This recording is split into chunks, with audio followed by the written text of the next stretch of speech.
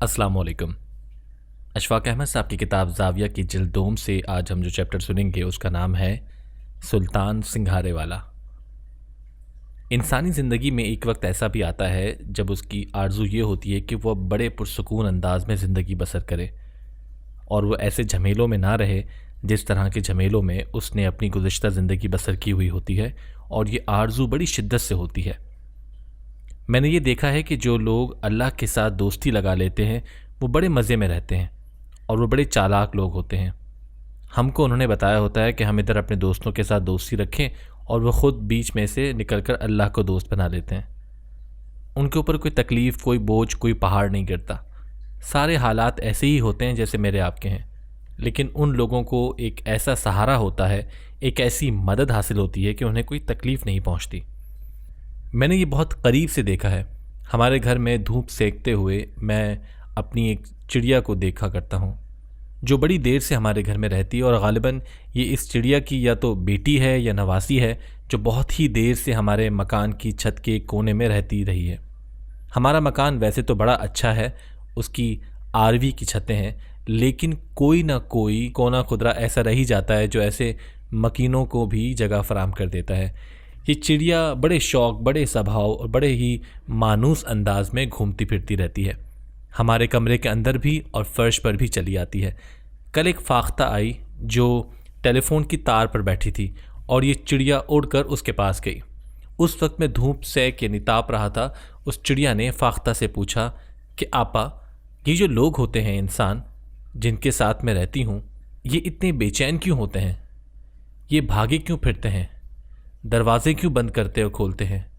इसकी वजह क्या है? फाख्ता ने कहा, मेरा ख्याल है कि जिस तरह हम जानवरों का एक अल्लाह होता है, इनका कोई अल्लाह नहीं है, और हमें ये चाहिए कि हम मिलकर कोई दुआ करें कि इनको भी एक अल्लाह मिल जाए। इस तरह इन्हें आसानी हो जाएगी, क्योंकि अगर उनको अल्लाह ना मिल सका तो मुश्किल में ज़िंदगी बसर करेंगे। अब मालूम नहीं मेरी चिड़िया ने उसकी बात मानी या नहीं, लेकिन वो बड़ी देर तक गुफ्तु शनीद करती रहीं और मैं बैठा अपने तसव्वुर के ज़ोर पर ये देखता रहा कि इनके दरमियान गुफ्तगू का शायद कुछ ऐसा ही सिलसिला जारी है। तो हम किस वजह से, हमारा इतना बड़ा कसूर भी नहीं है, हम कमज़ोर लोग हैं जो हमारी दोस्ती अल्लाह के साथ हो नहीं सकती। जब मैं कोई ऐसी बात महसूस करता हूँ या सुनता हूँ तो फिर अपने बाबों के पास भागता हूँ। मैंने अपने बाबा जी से कहा कि जी मैं अल्लाह का दोस्त बनना चाहता हूँ, इसका कोई ज़रिया चाहता हूँ, उस तक पहुँचना चाहता हूँ। यानी मैं अल्लाह वाले लोगों की बात नहीं करता, एक ऐसी दोस्ती चाहता हूँ जैसे मेरी आपकी अपने अपने दोस्तों के साथ है। तो उन्होंने कहा, अपनी शक्ल देख और अपनी हैसियत पहचान, तो किस तरह से उसके पास जा सकता है, उसके दरबार तक रसाई हासिल कर सकता है और उसके घर में दाखिल हो सकता है? ये नामुमकिन है। मैंने कहा, जी फिर मैं क्या करूं? कोई ऐसा तरीका तो होना चाहिए कि मैं उसके पास जा सकूं। बाबा जी ने कहा, इसका आसान तरीका यही है कि खुद नहीं जाते, अल्लाह को आवाज़ देते हैं कि ए अल्लाह, तू आ जा मेरे घर में, क्योंकि अल्लाह तो कहीं भी जा सकता है, बंदे का जाना मुश्किल है। बाबा जी ने कहा कि जब तुम उसको बुलाओगे तो वो ज़रूर आएगा। इतने साल ज़िंदगी गुजर जाने के बाद मैंने सोचा कि वाकई मैंने कभी उसे बुलाया ही नहीं, कभी उस बात की ज़हमत ही नहीं की। मेरी ज़िंदगी ऐसी ही रही जैसे बड़ी देर के बाद कॉलेज के ज़माने का एक क्लास फेलो मिल जाए बाज़ार में, तो फिर हम कहते हैं कि बड़ा अच्छा हुआ आप मिल गए, कभी आना। अब वो कहाँ आए, कैसे आए, उस बेचारे को तो पता ही नहीं। हमारे एक दोस्त थे, वो तब मिलते थे जब हम रावलपिंडी जाते थे, तो कहते कि जी आना, कोई मिलने का प्रोग्राम बनाना। ये बहुत अच्छी बात है, लेकिन एड्रेस नहीं बताते थे। जैसे हम अल्लाह को अपना एड्रेस नहीं बताते कि किसी भी सूरत में कि कहीं सचमुच ही ना पहुंच जाए। एक धड़का लगा रहता है। वो मुझे कहा करते थे कि बस महीने के आखिरी वीक की किसी डेट को मुलाकात का प्रोग्राम बना लें, सनसेट के करीब। ना डेट बताते थे, ना टाइम बताते थे, डिटरमाइन नहीं करते थे। तो ऐसा ही अल्लाह के साथ हमारा ताल्लुक़ है।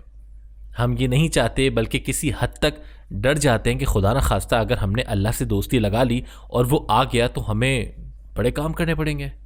दुपट्टा चुनना होता है, बूट पॉलिश करना होते हैं, मेहंदी पर जाना होता है। उस वक्त अल्लाह मियाँ आ गए और उन्होंने कहा कि क्या हो रहा है, तो मुश्किल होगी। हमने आखिर ज़िंदगी के काम भी निपटाने हैं। बाकी जो बात मैं सोचता हूँ और मैंने अपने बाबा को ये जवाब दिया कि मैं समझता हूँ कि अल्लाह की इबादत करना बहुत अच्छी बात है और है भी अच्छी बात। उन्होंने कहा कि इबादत करना एक और चीज़ है। तुमने मुझसे कहा कि मैं खुदावंद करीम को बिलावास्ता तौर पर मिलना चाहता हूँ। इबादत करना तो एक ग्रामर है जो आप कर रहे हैं, और अगर आप इबादत करते भी हैं तो फिर आप अपनी इबादत को सेलिब्रेट करें, जश्न मनाएं। जैसे मेहंदी पर लड़कियां थाल लेकर नाचती हैं ना, मोमबत्तियां जलाकर, उस तरह से, वरना तो आपकी इबादत किसी काम की नहीं होगी। जब तक इबादत में सेलिब्रेशन नहीं होगी, जश्न का समा नहीं होगा, जैसे वो बाबा कहता है, तेरे इश्क नचाया करके थैया थैया। चाहे सचमुच ना नाचे, लेकिन अंदर से उसका वजूद और रूह थैया थैया कर रही है। लेकिन जब तक सेलिब्रेशन नहीं करेगा, बात नहीं बनेगी। इस तरह से नहीं कि नमाज को लपेट कर 4 सुन्नता, फिर 4 फ़र्ज़, फिर 2 सुन्नता, फिर 2 नफल, 3 वितर, सलाम फेरा, चलो जी रात गुजरी फ़िक्र उतरा। नहीं जी, ये तो इबादत नहीं। हम तो ऐसी ही इबादत करते रहे हैं, इसलिए तालमेल नहीं होता।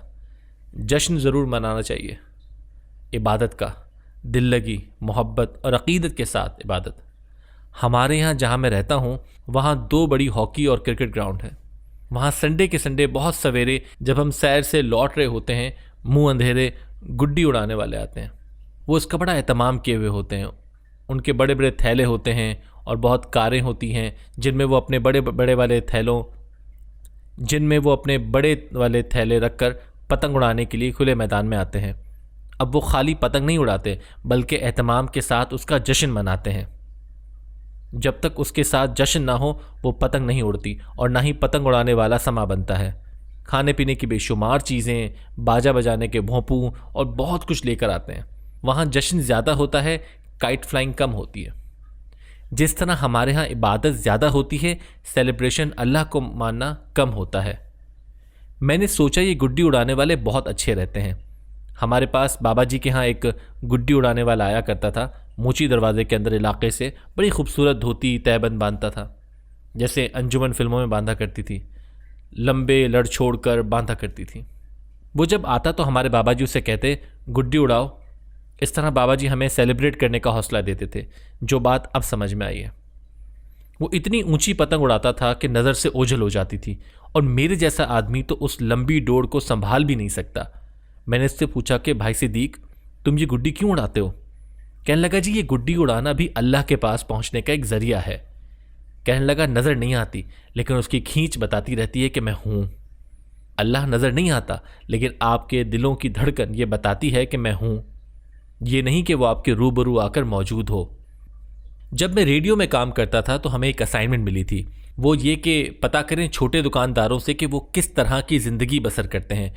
छोटे दुकानदारों से मुराद छाबड़ी फरोश। ये कुछ देर की बात है। मैंने बहुत से छाबड़ी फरोशों का इंटरव्यू किया, उनसे हाल मालूम किए। पैसे का ही सारा ऊंच नीच है, और हम जब भी तहकीक करते हैं या तहलील करते हैं या एनालिसिस करते हैं तो इकोनॉमिक्स की बेस पर ही करते हैं कि कितने अमीर हैं, कितने गरीब हैं, क्या तनासुब है कि वो किस रेशो के साथ ज़िंदगी बसर कर रहे हैं, इनके क्या मसाइल हैं। दिल्ली दरवाज़े के बाहर अगर आप लोगों में से किसी ने दिल्ली दरवाज़ा देखा हो तो उसके बाहर एक आदमी खड़ा था, नौजवान, वो कि 30-32 बरस का होगा। वो सिंघारे बेच रहा था। मैं उसके पास गया, मैंने पूछा, आपका नाम क्या है? कहने लगा, मेरा नाम सुल्तान है। मैंने कहा, कब तक तुम ये सिंघाड़े बेचते हो? कहने लगा, शाम तक खड़ा रहता हूँ। मैंने पूछा, इससे तुम्हें कितने रुपए मिल जाते हैं? उसने बताया 70-72 रुपये हो जाते हैं। मैंने उससे पूछा कि इन्हें काले कैसे करते हैं? मेरी बीवी पूछती रहती है मुझसे, क्योंकि वो देगचे में डालकर उबालती है तो वैसे के वैसे ही रहते हैं। उसने कहा कि जी, पंसारियों की दुकान से एक चीज़ मिलती है, चमचा भर इसमें डाल दें तो काले हो जाएंगे उबल कर, और आप जाकर किसी पंसारी से पूछ लें कि सिंगाड़े काले करने वाली चीज़ दे दें, वो दे देगा। जब उसने ये बात की तो मैंने कहा, ये तो अंदर के भेद बताने वाला आदमी है और कोई चीज़ पोशीदा नहीं रखता, खुली नीयत का आदमी है। यकीनन ये हमसे बेहतर इंसान होगा। मैंने कहा, जब आप 70-72 रुपये रोज़ बना लेते हैं तो फिर इन रुपयों का क्या करते हैं? कहने लगा, जी मैं जाकर रज़िया को दे देता हूँ। मैंने कहा, रज़िया कौन है? कहने लगा, मेरी बीवी है। मैंने कहा कि शर्म करो, इतनी मोहब्बत से पैसे कमाते हो और सारे के सारे उसे दे देते हो। कहने लगा, जी उसी के लिए कमाते हैं। अल्लाह कहता है ना कुरान पाक में, अर्रिजालु क़व्वामून अलन निसा, ये जो मर्द हैं ये औरत के प्रोवाइडर हैं। मैंने उससे कहा, अच्छा तो बीच में से कुछ नहीं रखते? कहने लगा नहीं जी, मुझे कभी ज़रूरत नहीं पड़ी। मैंने कहा इस वक्त रज़िया कहाँ है? कहने लगा कहीं बाज़ार वगैरह गई होगी, उसकी 2 सहेलियां हैं और वो 3 सुबह सवेरे निकल जाती हैं बाज़ार। उसने बताया कि वो कभी कभी ग्लूकोज़ लगवाती हैं, उनको शौक़ है। इस तरह मुझे तो बाद में पता चला कि अंदरूनी शहर की औरतें ग्लूकोज़ लगवाना पसंद करती हैं। ग्लूकोज़ लगवाना इन्हें अच्छी सी चीज़ लगती है कि उसको लगवाने से जिस्म को तक़वियत मिलेगी। मैंने कहा अच्छा, तुम खुश हो उसके साथ? क्या लगा हाँ जी, हम अपने अल्लाह के साथ बड़े राज़ी हैं। मेरी तो अल्लाह के साथ ही आशनाई है, मैं तो किसी और आदमी को जानता नहीं। उस पर मैं चौंका और ठटका। उसकी बातों से ये जाहिर होता है कि ये एक बड़ा आदमी है लाहौर का। मैंने अगर कोई हाकिम देखा है तो वो सुल्तान सिंघारा फरोश है। उसको किसी चीज़ की परवाह नहीं थी। कोई वारदात वाक़या उसके ऊपर असरअंदाज नहीं होता था। मैं उससे जब भी मिलता रहा कोई शिकायत उसकी ज़ुबान पर नहीं होती थी। अब तो 3 साल से जाने वो कहाँ गायब है, मुझे नहीं नज़र आया, लेकिन मैं उसके हुजूर में हाज़िरी देता रहा। उसका दर्जा चूँकि इस एतबार से बुलंद था कि उसकी दोस्ती एक बुज़ुर्ग तरीन हस्ती से थी। मैं ज़रा अपनी गुफ्तार और बातों में थोड़ा सा बाअदब हो गया। मैंने उससे कहा कि यार सुल्तान, क्या तुम अल्लाह के साथ गुफ्तगू भी करते हो? कहने लगा हम तो शाम को जाते, सुबह को आते हुए, मंडी से सौदा ख़रीदते हुए उसके साथ ही रहते हैं और उसी के साथ गुफ्तगू करते हैं। मैंने कहा कौन सी ज़ुबान में? वो कहने लगा वो पंजाबी जानता है, उर्दू भी जानता है, सिंधी जो भी बोली है वो सब जानता है। मैंने कहा तूने मुझे बताया था कि एक दिन के 11 बरस हो गए तुम्हारी शादी को और तुम्हारा कोई बच्चा नहीं है। कहने लगा बच्चा कोई नहीं, मैं और रज़िया अकेले हैं। मैंने कहा अल्लाह से कहो कि अल्लाह तुझे एक बच्चा दे। कहने लगा नहीं जी, ये तो एक बड़ी शर्म की बात है, बुज़ुर्गों से ऐसी बात क्या करनी, बुरा सा लगता है। वो खुदावंद ताला को एक बुज़ुर्ग तरीन चीज़ समझ कर कहता रहा कि जी बड़ों के साथ ऐसी बात नहीं करनी। मैं ये कहता फजूल सा आदमी लगूंगा कि अल्लाह मुझे बच्चा दे। मैंने कहा कि क्या ऐसे हो सकता है कि हमारी भी उसके साथ दोस्ती हो जाए? कहने लगा अगर आप चाहें तो हो सकता है, अगर आप ना चाहें तो नहीं हो सकता। मैंने जैसा कि मैं पहले अर्ज़ कर रहा था, अपने सारे बरसों का मैंने जायज़ा लिया, सारे दिनों का। मैंने कभी ये नहीं चाहा, मेरा यही ख्याल था कि मैं इबादत करूँगा और इबादत ही उसका राज है और इबादत को ही लपेट कर रख दूँगा अपने मुसल्ले के ऊपर और दिन और रात उस तरह इबादत करता रहूँगा। लेकिन वो जो मेरा मुंतहाए मकसूद है, वो जो मेरा महबूब है, उसकी तरफ जाने की कभी कोशिश ही नहीं की। मैं यही समझता रहा और आज तक यही समझता रहा हूँ कि इबादत ही ये सारा राज और सारा भेद है। हालांकि इबादत से मावरा मैं ये जो बात अर्ज़ कर रहा हूँ ये अपने आप को समझाने के लिए कर रहा हूँ। इबादत से मावरा, इबादत से परे हट कर एक आरज़ू की भी तलाश है कि मैं अपने अल्लाह के साथ, जिसकी कोई एक हस्ती है ना नज़र में आने वाली, उसके साथ कोई राबता कायम करूं, जैसा सुल्तान ने किया था, जैसे उसके अलावा 4-5 बंदे और भी हैं मेरी नज़र में। मैंने इस बात से अंदाज़ा लगाया कि वो इतना खुश आदमी मैंने ज़िंदगी में कोई नहीं देखा। जितने भी अल्लाह के साथ ताल्लुक़ रखने वाले लोग थे वो इंतहाई खुश थे। सन 1965 की जंग में इस सुल्तान के पास गया। लोग घबराए भी हुए थे, जज्बाती भी थे। वो ठीक था, वैसे ही बिल्कुल उसी अंदाज में जैसे पहले मिला करता था। मैंने उससे कहा कि तुम मुझे कोई ऐसी बात बताओ जिससे मेरे दिल में चलो कम से कम ये ख्वाहिश ही पैदा हो जाए कि खुदा से दोस्ती की और मैं कम से कम इस प्लेटफॉर्म से उतर कर 2 नंबर के प्लेटफॉर्म पर आ जाऊं, फिर मैं वहाँ से सीढ़ियाँ चढ़कर कहीं और चला जाऊँ, मेरी निगाह ऊपर हो जाए। तो कहने लगा, हालांकि अनपढ़ आदमी था, अब लोग मुझसे बाबों का एड्रेस पूछते हैं, मैं उन्हें कैसे बताऊँ कि एक सुल्तान सिंघाड़े वाला दिल्ली दरवाजे के बाहर जहाँ तांगे खड़े होते हैं उनके पीछे खड़ा है, जो बहुत अजीम बाबा है और नज़र आने वालों को शायद नज़र आता होगा, मुझे पूरे का पूरा तो नज़र नहीं आता। तो मुझे वो कहने लगा कि भाजी बात यह है कि जब हम ऊपर मुंह उठाते हैं तो हमको आसमान और सितारे नज़र आते हैं, अल्लाह के जलवे दिखाई देते हैं। कहने लगा आप कभी मरी गए हैं? मैंने कहा हाँ, मैं कई बार मरी गया हूँ। कहने लगा जब आदमी मरी जाता है ना पहाड़ी पर, तो फिर हाल का नज़ारा लेने के लिए वो नीचे भी देखता है, ऊपर भी, फिर उसका सफ़र कंप्लीट होता है। खाली एक तरफ मुंह करने से नहीं होता, जब आप नीचे को और ऊपर को मिलाते हैं तो फिर सारी वुसअत उसमें आती है। उसने कहा कि एक राज है, जब आदमी ये समझने लग जाए कि मैं वुसअत के अंदर दाखिल हो रहा हूँ, वो पंजाबी में बात करता था, उसके अल्फाज तो और तरह के थे। तो वो कहने लगा कि जब आदमी वुसअत के अंदर दाखिल हो रहा है तो फिर उसको कुर्बत का एहसास होता है, लेकिन हौसला करके वही पड़ता है। जैसा कि बाबा जी कहते थे कि ए अल्लाह तू मेरे पास आ जा, मुझ में इतनी हिम्मत नहीं कि मैं आ सकूं, और वो यकीनन आता है। बकौल सुल्तान सिंघाड़े वाले के कि उसके लिए कहीं जाना नहीं पड़ता, इसलिए कि वो तो पहले से ही आपके पास मौजूद है और आपकी शहरक के पास कुर्सी डालकर बैठा हुआ है। आप उसे दावत ही नहीं देते। मैंने उससे कहा कि इसका मुझे कोई राज बता, मुझे कुछ ऐसी बात बता कि जिससे मेरे दिल के अंदर कुछ महसूस हो। कहने लगा जी आपके दिल के अंदर क्या, मैं तो सारे पाकिस्तान के, लाहौर के लोगों से कहना चाहता हूँ कि जब वो बाहर निकला करें तो पूरा लिबास पहन कर निकला करें। मैंने कहा सारे ही पूरा लिबास पहनते हैं।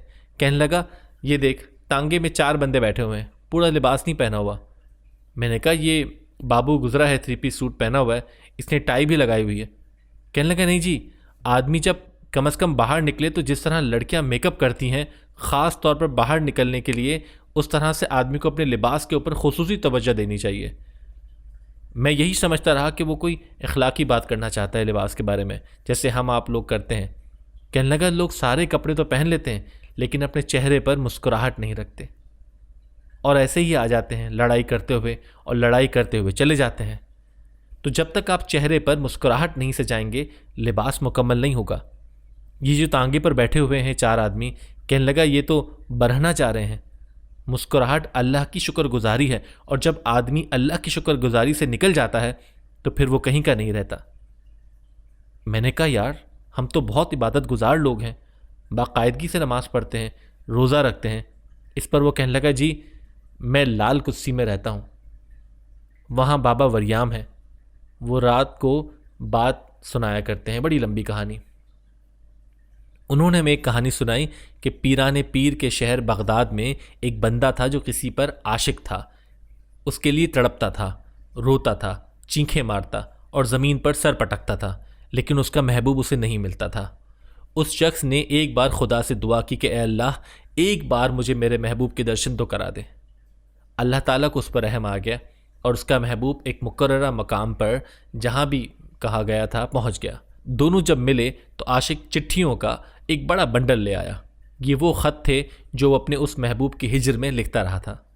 उसने वो खोल कर अपने महबूब को सुनाना शुरू कर दिए। पहला ख़त सुनाया और अपने हिजर के दुखड़े बयान किए।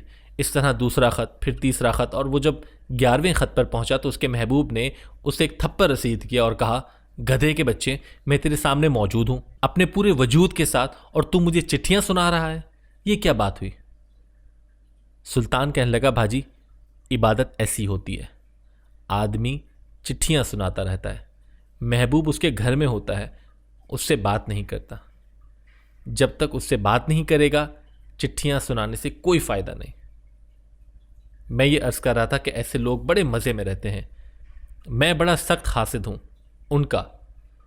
मैं चाहता हूँ कि मैं कुछ किए बगैर, कोशिश, स्ट्रगल किए बगैर मुझे भी ऐसा ही मुकाम मिल जाए।